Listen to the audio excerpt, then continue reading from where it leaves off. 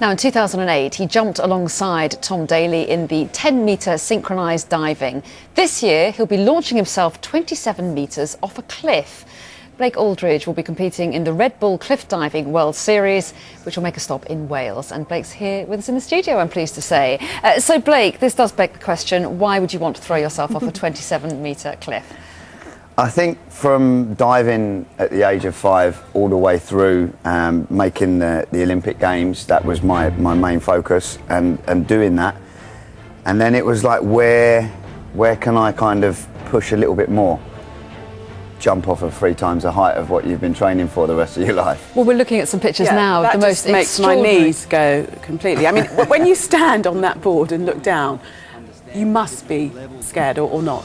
Yeah, totally. But this is like, that's the brilliant thing about it.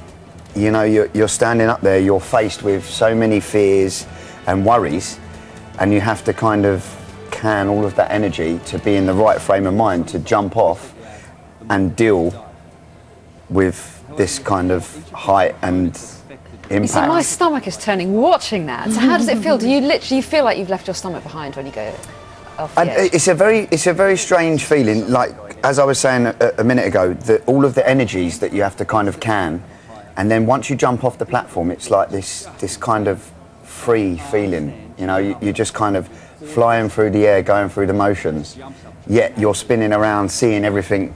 You know, you're seeing the water, the sky. When you're twisting, you're seeing things. And do you have time to think? Is your mind completely clear as you're diving, or? Yeah, it's kind of, you take off of the platform and you're kind of in slow motion. Although you're spinning around so fast, you're from top to bottom in a few seconds. But it feels like you're in the air for kind of a minute and you're just spinning around, looking at everything. It's a very, very strange. Of course, those pictures sensation. really are in slow motion, which is confusing. But I mean, how did you make the transition? Do you work yourself up gradually to different heights? Because it's a dangerous business, isn't it? Yeah, I mean, there is. I always say to somebody, to people, you know, I've done a solo skydive, I've done a 190-metre bungee jump. Nothing compares for me than standing on that platform, because once you take off, that's it. You know, you're in control of everything, and if it goes wrong. Well, yes, and you can see from these pictures, everyone lands feet first, don't they? Why is that? Because the impact is so great. When you're 10-metre diving head first, the impact is you're hitting the water maybe 40, 45 kilometres an hour. Here we're hitting the water at 90 kilometres an hour. So the difference in the impact, they've scientifically proven that if you was to hit the water wrong, from 28 metres, it's the same as hitting concrete from 13 metres. So that's the impact that we're going through. You can't really take on that impact through your shoulders and neck, which is why we land feet first. And have you been injured in the past? As you said, it's a dangerous thing to do. Touch wood.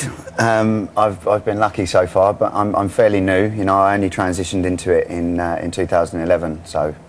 And where will this championships take you? Because there are a number of different locations, aren't there, that you will hurl yourself from the cliffs of, including Wales? Yeah, it's back in Wales for the second time. Last year was the first time. It was a fantastic competition. Red Bull put on a fantastic show, and it's coming back there this year. We've also got the final in Thailand, which will be lovely. I'll be going to Rio for the first time, and that's the stop before the final. Yeah, France, Denmark, UK, Portugal, loads of beautiful places. So you're working on Tom Daley to follow you to the top of a cliff? You know, I always say to people, you've got to be a certain kind of mentality to do this. You know, the first time I walked on the end of the platform, when they invited me as a wild card, I walked to the end, I looked over and I was like, I can't do this.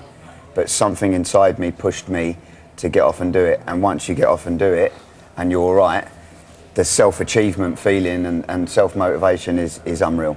Have to be a little bit crazy though, don't you?